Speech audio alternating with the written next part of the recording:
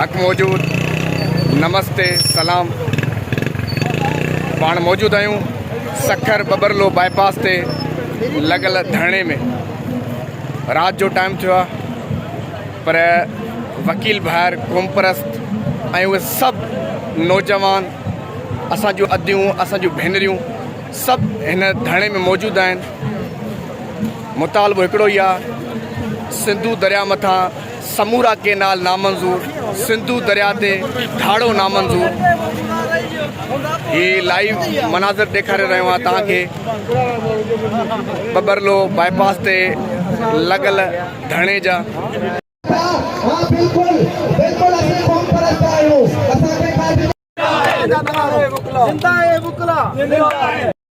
ही मां तव्हांखे उहो रस्तो ॾेखारे रहियो आहियां जेको कराची तरफ़ वेंदो आहे, हैदराबाद तरफ़ वेंदो आहे, जाम शोरो तरफ़ वेंदो आहे, नवाब शाह तरफ़ वेंदो आहे, जेको थर तरफ़ वेंदो आहे।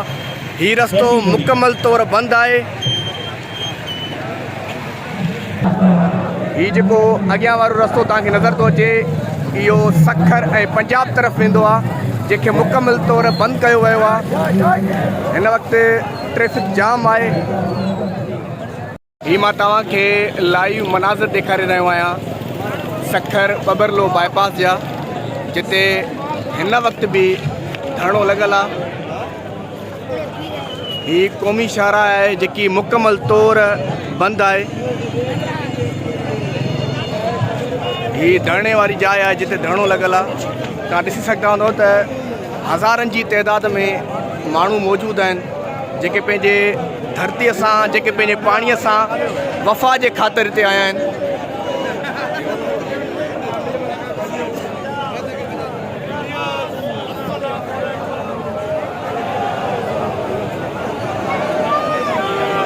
धरणे वारी जॻह ते एम्बुलेंस खे रस्तो थो ॾिनो वञे। ही वकील भाइर आहिनि जेके एम्बुलेंस खे रस्तो पिया ॾियनि।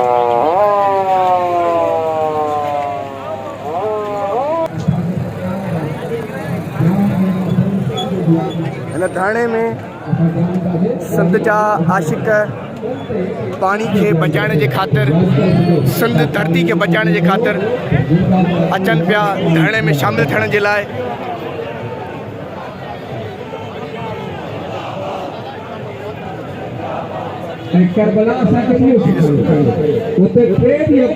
जो ॿियो ॾींहुं आहे ऐं राति थी चुकी आहे पर पाण पंहिंजे वकील भाइरनि सां, क़ौम परस्तनि सां ऐं धरतीअ जे वारसनि सां पाण हिन धरणे में मौजूदु आहियूं।